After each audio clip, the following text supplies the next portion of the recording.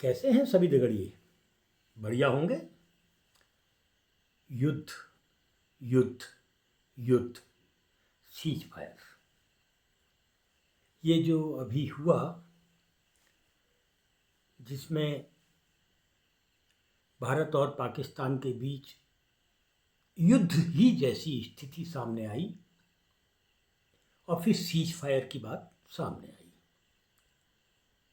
ये सब क्यों हुआ, कैसे हुआ, किन कारणों से हुआ, पूरा देश जानता है, बच्चा बच्चा जानता है कि किस तरीके से पाकिस्तान प्रशिक्षित आतंकवादियों ने हमारे कश्मीर के पहलगाम में देश भर से आए पर्यटकों का कत्लेआम किया।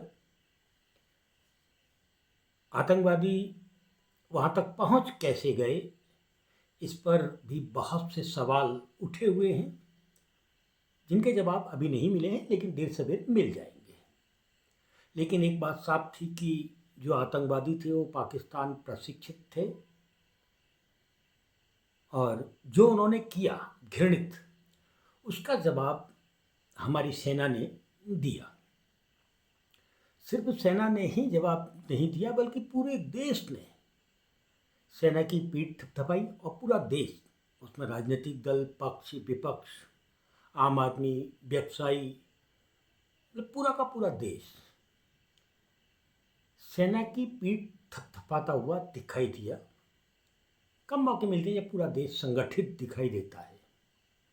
ये अलग बात है कि एक कोशिश ज़मीन में चल रही थी कि पाकिस्तान और भारत के बीच जो युद्ध जैसी स्थिति है उसको हिंदू और मुसलमान के बीच गड़बड़ किया जाए, मिलाया जाए, जोड़ा जाए, घटाया जाए, गुणा भाग किया जाए।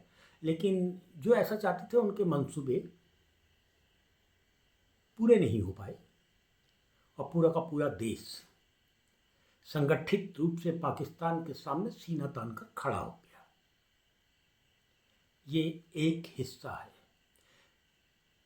दगड़ियों, पुराने नेताओं को सामने लाना, उनके खिलाफ कसीदे गढ़ना, आरोप प्रत्यारोप, ये राजनीति में सब चलता है।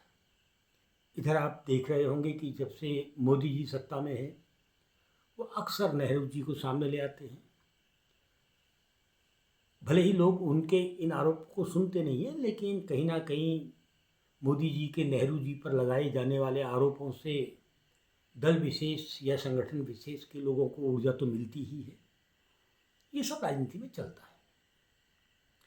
लेकिन इधर सीज फायर का जैसे ही संदेश अमेरिका से आया, उसी वक्त से पूरे भारत से जो मैसेज, जो संदेश निकल कर सामने आए, वो इंदिरा गांधी को लेकर बहुतायत में थे। इंदिरा होती तो ये होता, इंदिरा जी थी तो ये हुआ, अमेरिका तेरी औकात क्या है, अमेरिका की औकात को इंदिरा गांधी ने जो मिट्टी में मिलाया, आदि आदि आदि आदि आदि। और ये छोटे मोटे स्तर पर नहीं था, बहुत सोशल मीडिया अचगच गया था कुछ ही घंटों के अंदर सीज फायर की घटना के बाद। अचानक इंदिरा गांधी को जीवित कर दिया जाना, ये किस प्रकार का आक्रोश देश में उठा। भारतीय जनता पार्टी, खासकर मोदी जी की राजनीति के माथे पर तो चिकन उभरी ही होगी,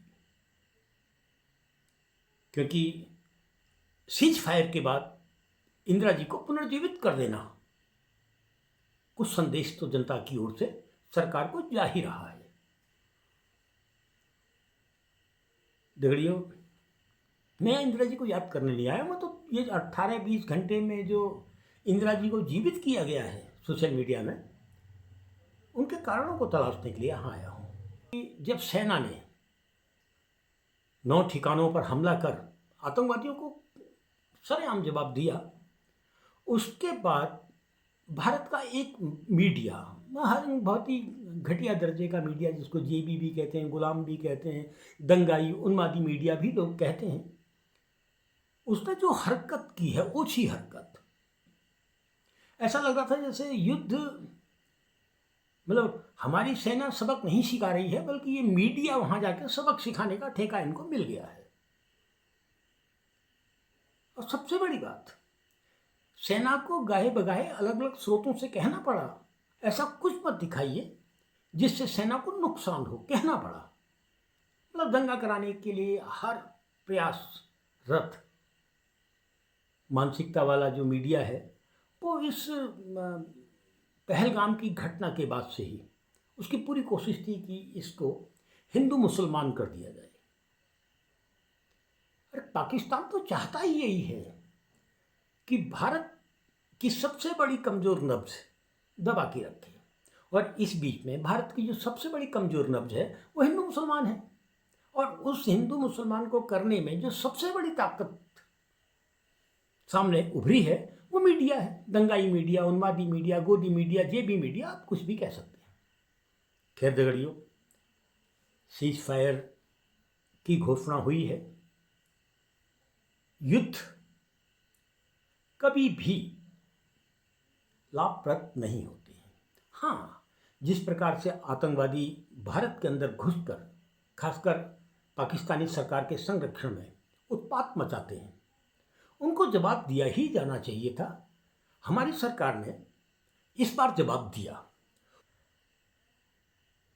दगड़ियों, आपने देखा होगा कि जब रूस और यूक्रेन के बीच युद्ध शुरू हुआ, जो अभी भी चल रहा है, तो हमारा मीडिया शुरू में यही कह रहा था कि 1-2 घंटे में यूक्रेन समाप्त हो जाएगा, फिर 1-2 दिन में समाप्त हो जाएगा, 1-2 दिन के बाद 1 आध हफ्ते में समाप्त हो जाएगा, 1 आध हफ्ते के बाद महीने भर के अंदर यूक्रेन तहस नहस होगा।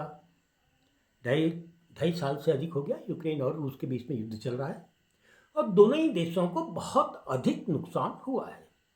गाजा चले जाइए, फिलिस्तीन, इजराइल, हमारा मीडिया यही तो कह रहा था, इजराइल ताकतवर देश कुछ ही घंटे में फिलिस्तीन को तबाह कर देगा। घंटे फिर दिनों में तब्दील हुए, कुछ ही दिनों में दिन फिर सप्ताह में तब्दील हुए, साल भर से अधिक होने का आ गया।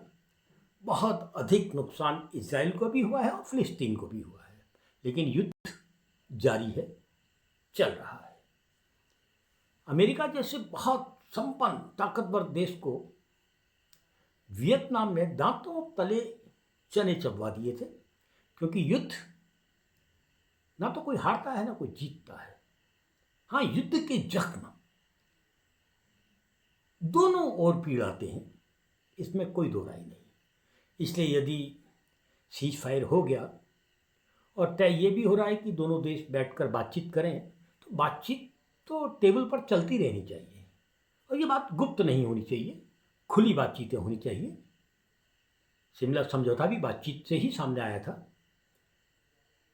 दगड़ियों, बातचीत में क्या सामने आएगा ये कल के गर्भ में है, लेकिन यदि हमें एक संपन्न भारत चाहिए, यदि हमें एक ताकतवर भारत चाहिए, तो निश्चित रूप से भारत को उसी प्रकार से एक रहना होगा जिस प्रकार की एकता पहलगाम में आतंकवादी घटना के बाद जो एकता पूरे देश में आतंकवाद के खिलाफ दिखाई दी, और उसके बाद जब हमारी सेना ने 9 ठिकानों पर हमला किया, उसके बाद जो पूरी की पूरी एकता सेना के साथ, देश के साथ दिखाई दी, यदि वही एकता भारत में पुनर्जीवित हो जाए, भारत में खड़ी हो जाए, ताकत के रूप में स्थापित हो जाए, तो भारत को विश्व विजेता बनने से कोई नहीं रोक सकता।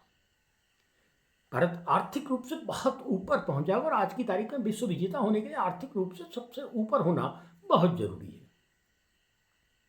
लेकिन ये जो दंगाई मीडिया है, ये जो उन्मादी मीडिया है, क्या भारत को ठीक वैसे ही मजबूती के साथ खड़ा देख सकता है जिस मजबूती के साथ पहलगाम की घटना के बाद ये देश खड़ा रहा, खड़ा है? इस पर चिंतन मंथन करना होगा, और ऐसा मीडिया जो देश को तोड़ने की कोशिश करता हो, उसका तो बाइकआउट करना ही होगा। दगड़ियों, फिर मिलता हूँ।